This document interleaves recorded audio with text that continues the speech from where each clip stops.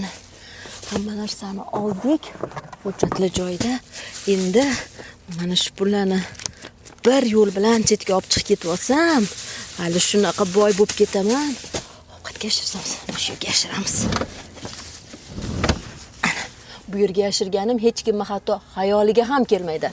Aynan mana shunday yashirin yo'llar bilan me'yordan oshiqcha bo'lgan valyutalarni chet elga olib chiqib ketmoqchi bo'lgan shaxsning rejasi amalga oshmadi.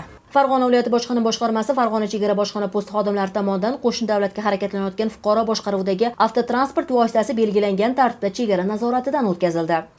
Natijada aynan mana shunday Cobalt rusumli avtomashinaning haydovchi o'rindig'i ostida telefonga yashirilgan bojxona nazoratidan o'tganligini tasdiqlovchi hech qanday hujjatlari bo'lmagan me'yordan ortiqcha valyutalar borligi aniqlangan. Tekshiruv davomida mazkur valyutalar miqdori 100 million so'm hamda 20 ming AQSh dollari ekanligi ma'lum bo'ldi. O'tkazilgan bojxona ko'riklari natijasida olib chiqish me'yorlaridan ortiqcha bo'lgan hamda bojxona nazoratidan yashirilgan 20 ming AQSh dollari miqdoridagi naqd chet el valyutasi borligi aniqlandi. Hozirda mazkur holat yuzasidan tergovga qadar tekshiruv harakatlari olib borilmoqda.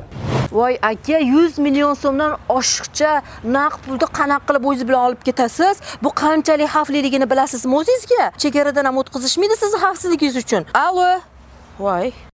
Har qanday ishda belgilangan tartib qoidalar bu eng avvalo sizning xavfsizligingiz uchun ekanligini aslo unutmang.